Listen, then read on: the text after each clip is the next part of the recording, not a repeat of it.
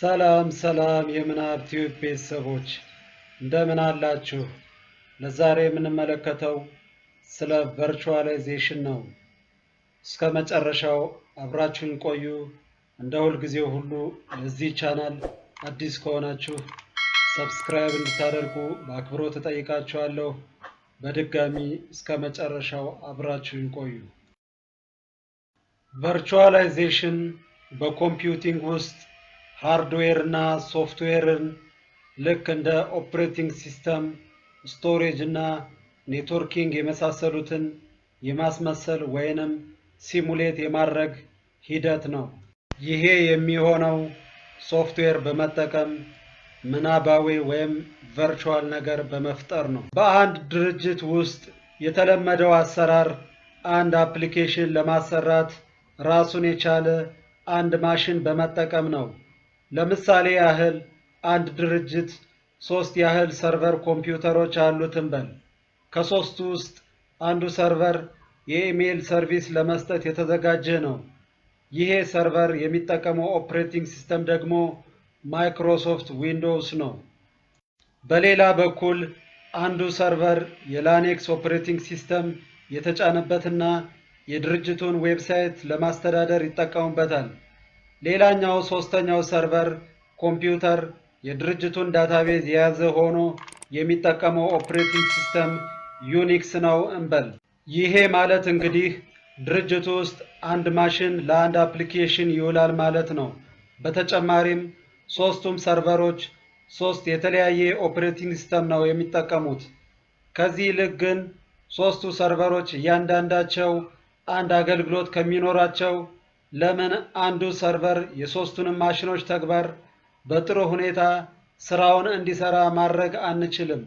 ይህም ማለት አንዱ ሰርቨር የሶስቱንም ሰርቨር ተግባሮች ደርቦ እንዲሰራ፣ ከዚህም በተጨማሪ ሶስቱም ኦፕሬቲንግ ሲስተም አንድ ማሽን ላይ በመጫን ጭምር ማለት ነው ማድረግ ይቻላል።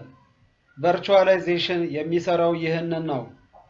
ቨርቹዋላይዜሽን በመሰረታዊነት የሶስቱንም ሰርቨሮች ተግባር እና ኦፕሬቲንግ ሲስተማቸውና አፕሊኬሽናቸውን ጭምር በመደረብ አንድ ማሽን ላይ እንዲሰራ ማስቻል ነው። ስለዚህ ይሄ አንድ ማሽን ቨርቹዋሊ እንደ 3 ማሽን እንዲያገለግል፣ በዚህም ሶስቱም አፕሊኬሽን ሰርቪሶች ማለትም የኢሜይል፣ የዌብ እና የዳታቤዝ አገልግሎት ይሰጣል ማለት ነው። ይሄ ማለት ሁሉም አፕሊኬሽን እና ኦፕሬቲንግ ሲስተሞች ጎን ለጎን የሚሰሩበት ሁኔታ ተፈጠረ ማለት ነው። ይህን ሁሉ የሚያደርገው ሶፍትዌር በመጠቀም ነው። በመቀጠል ተጠቃሚዎች እዚህ ቨርቹዋል ማሽን ጋር የሚኖራቸው ግንኙነት እያንዳንዱ ሰርቨር ለየብቻ ሲሰጡት ከነበረው ጋር በተመሳሳይ መልኩ እንዲገናኙ ያደርጋል፣ መለየት እስከማይችሉበት ድረስ ማለት ነው። ይሄንን ቨርቹዋላይዜሽን የሚፈጥረውና የሚሰራው ሶፍትዌር ሃይፐርቫይዘር ይባላል። አንድ ማሽን ልክ እንደ ብዙ ቨርቹዋል ማሽን እንዲያገለግል ለመፍጠር የሚያስችለን ይሄ ሃይፐርቫይዘር ነው ማለት ነው። ሃይፐርቫይዘር የማሽኑን ሃርድዌር ልክ እንደ ሲፒዩ፣ ራም እና ስቶሬጅ የመሳሰሉትን የማጋራትና የመቆጣጠሩን ስራ ይሰራልናል። ሁለት አይነት ሃይፐርቫይዘር አሉ። ታይፕ 1 እና ታይፕ 2 በመባል ይጠራሉ። ታይፕ 1 ሃይፐርቫይዘር የሚባለው ምንም ነገር በሌለው ማሽን ላይ የሚጫነው አይነት ነው። ይህም ማለት በማሽኑ ላይ ምንም አይነት ኦፕሬቲንግ ሲስተም ወይም ሌላ ሶፍትዌር የሌለው ማለት ነው። ስለዚህ በአጭሩ ታይፕ 1 ሃይፐርቫይዘር ባዶ ማሽን ላይ የሚጫን ነው። ሌላኛው ታይፕ 2 ሃይፐርቫይዘር የሚባለው አይነት ደግሞ ከዚህ ቀደም በተጫኑ ኦፕሬቲንግ ሲስተም ማለትም ልክ እንደ ማይክሮሶፍት ዊንዶ፣ ላኔክስ ወይም ዩኒክስ ኦፕሬቲንግ ሲስተም ላይ ተጭኖ የሚሰራ ነው ማለት ነው። ስለዚህ ኦፕሬቲንግ ሲስተሙ በማሽኑና በሃይፐርቫይዘሩ መካከል ይቀመጣል ማለት ነው። ለምሳሌ ታይፕ 1 ሃይፐርቫይዘር አንድ ማሽን ላይ እንጫን። በመቀጠል እዚህ ማሽን ላይ ቨርቹዋል ማሽን በመፍጠር የራሳችን ሰርቨር እንፍጠር። ስለዚህ አንድ የሰርቨር ኬዝ ውስጥ ማዘርቦርድ፣ ሲፒዩ፣ ራም እና ስቶሬጅ ድራይቭ የመሳሰሉትን ሃርድዌሮች በመግጠም እንጀምር። ሃርድዌሩን ገጥመን ሰርቨሩን ካዘጋጀን በኋላ በመቀጠል ታይፕ 1 ሃይፐርቫይዘር በጣም የተለመደው VMware ESXi ተብሎ የሚጠራውን ላዩ ላይ እንጭናለን ማለት ነው። እንደምትመለከቱት ምንም አይነት ኦፕሬቲንግ ሲስተም እዚህ ማሽን ላይ አልተጫነም፣ ባዶ ነው። ስለዚህ አንዴ ሃይፐርቫይዘር ከጫን በኋላ በመቀጠል እዚህ ማሽን ላይ 3 ቨርቹዋል ማሽን እንፈጥራለን።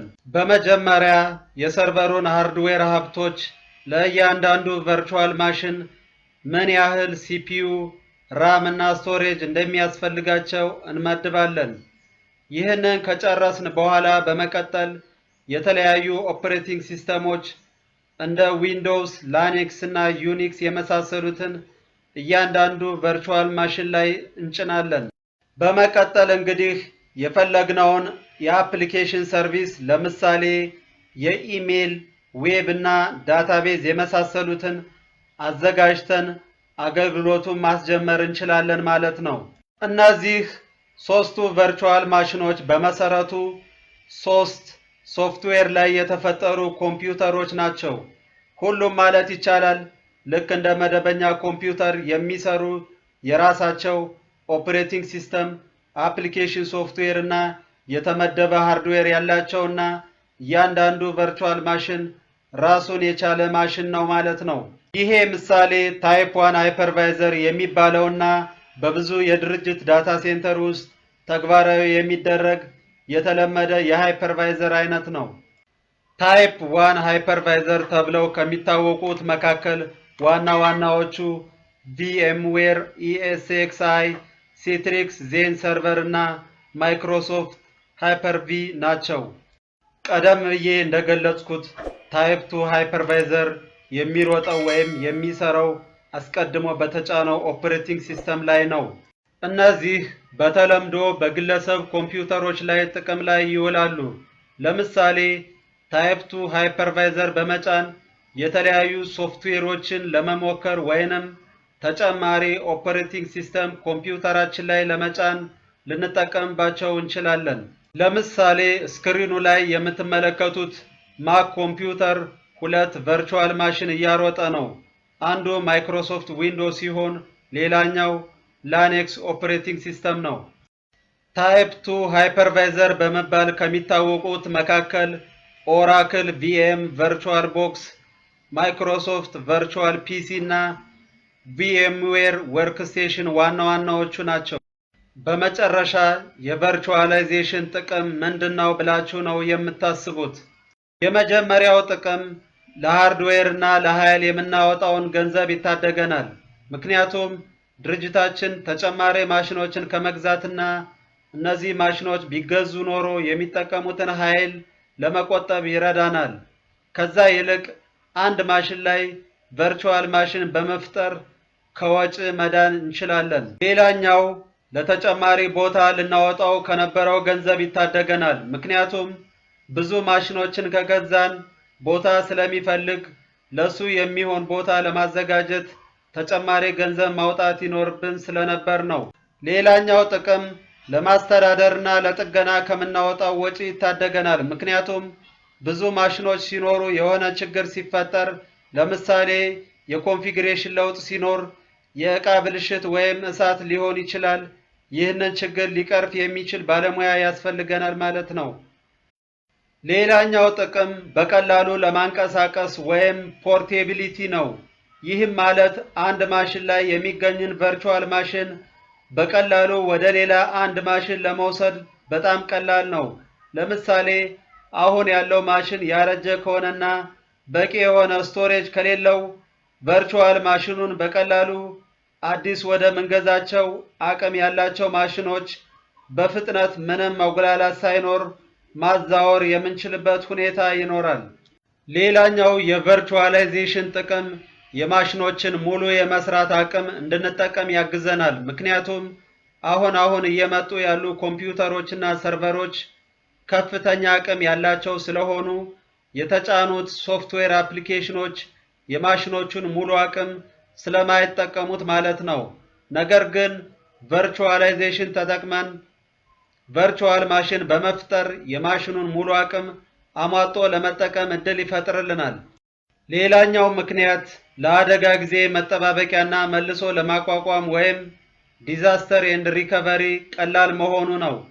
ቨርቹዋል ማሽንስ ማለት ሶፍትዌር ማለት ነው። ስለዚህ ፋይሎችን በቀላሉ ሌሎች ኮምፒውተሮች ላይ መጫንና ማስቀመጥ እንችላለን። በዚህም የተነሳ አንዱ ማሽን ቢበላሽ ሌላኛው ማሽን ተክቶ እንዲሰራ ማድረግ የሚቻልበት ሁኔታ ይፈጠራል። ስለተከታተላችሁኝ እጅግ አመሰግናለሁ። ቨርቹዋላይዜሽንን በተመለከተ የእስካሁኑ ነበር። ከወደዳችሁት ላይክ፣ ኮሜንት ማድረግ ትችላላችሁ። ለቻናሌ አዲስ ከሆኑ ሰብስክራይብ በማድረግ ትተባበሩኝ ዘንድ እጠይቃችኋለሁ። በሌላ ቪዲዮ እስከምንገናኝ ጥሩ ጊዜ ተመኘውላችሁ።